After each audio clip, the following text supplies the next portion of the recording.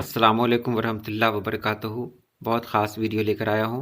रियाज़ी अंग्रेज़ी उर्दू इस्तिलाहात ये उन असातिज़ा के लिए बहुत ही बेहतरीन है जो उर्दू मीडियम स्कूल में तदरीस के फ़राइज़ अंजाम दे रहे हैं, और उन तलबा और तालबात के लिए भी बहुत ख़ास है जो उर्दू मीडियम से तालीम हासिल कर रहे हैं।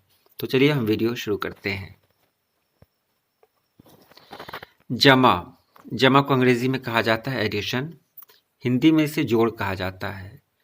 तफरीक को मनफी भी कहा जाता है उर्दू में, और इसे अंग्रेज़ी में सब्ट्रैक्ट कहा जाता है। मल्टीप्लिकेशन को उर्दू में ज़रब कहा जाता है। इसी तरह डिवीज़न को उर्दू में तक़सीम कहा जाता है। फ्रैक्शन को उर्दू में कसर कहते हैं। HCF यानी हाईएस्ट कॉमन फैक्टर, इसको आधे आज़म कहते हैं। LCM यानी लोएस्ट कॉमन मल्टीपल, इसे ज़ू अज़आफ़ अक़ल कहते हैं। इसके बाद आप ख़ुद देखेंगे, खुद पढ़ेंगे।